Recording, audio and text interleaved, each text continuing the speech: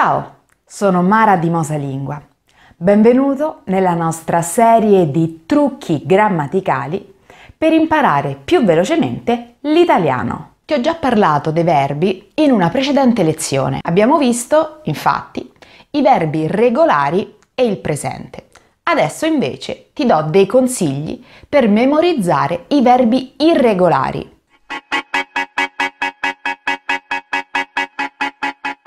La prima cosa che devi imparare sin dall'inizio per poter parlare sono i verbi più comuni, come essere, fare, andare. Non hai bisogno di imparare tutti i verbi irregolari in un'unica volta. Anche in questo caso sarà la pratica ad aiutarti a ricordare un po' per volta le varie coniugazioni dei verbi irregolari e a memorizzarli più velocemente, magari anche capendoli dai verbi irregolari della tua lingua. Iniziamo con i verbi irregolari italiani più importanti: essere e avere. Presente del verbo essere: io sono, tu sei, lui, lei è, noi siamo, voi siete, essi sono. Presente del verbo avere: io ho, tu hai, lui, lei ha, noi abbiamo, voi avete, essi hanno. Tra gli altri verbi irregolari usati con maggiore frequenza abbiamo verbo fare: io faccio, tu fai, lui, lei fa, noi facciamo, voi fate, essi fanno. Verbo andare: io vado, tu vai, lui, lei va, noi andiamo, voi andate, essi vanno. Come puoi notare, avere, stare, fare, andare hanno tutti le stesse desinenze: ho, hai, ha, iamo, ate, hanno. Quindi la cosa più semplice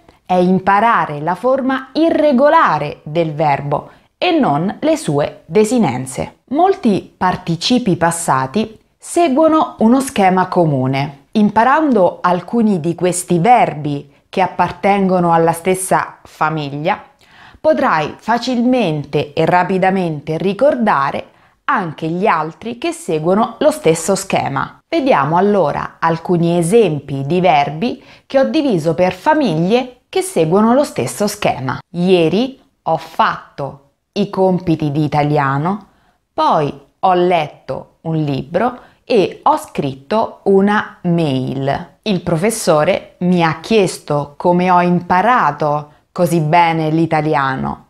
Ho risposto: grazie a Mosalingua. Come avrai notato dagli esempi, possiamo individuare delle famiglie di verbi che seguono tutti lo stesso schema. Se impari a coniugare un verbo per ogni famiglia, il gioco è fatto.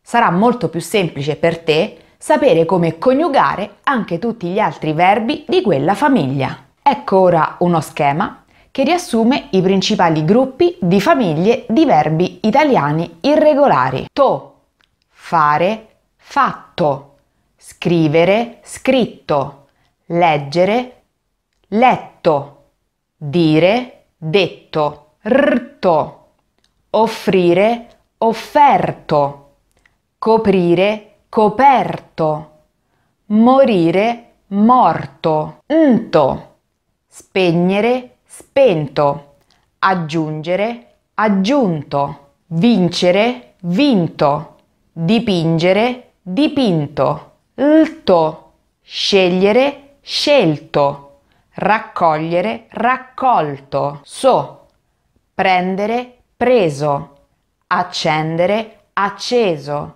spendere, speso, scendere, sceso, ridere, riso, decidere, deciso, vedere, visto, rispondere, risposto, chiedere, chiesto, rso, perdere, perso, correre, corso, mettere, messo, succedere, successo, discutere, discusso. Fai attenzione, sono irregolari anche i seguenti verbi: essere, stato, venire, venuto, nascere, nato, vivere, vissuto. In una prossima lezione ti spiegherò un trucco per scegliere quale ausiliare utilizzare. Grazie mille per aver guardato questo video. Se vuoi scoprire più nel dettaglio come migliorare il tuo italiano in modo semplice e veloce, guarda più in basso. E se ancora non l'hai fatto,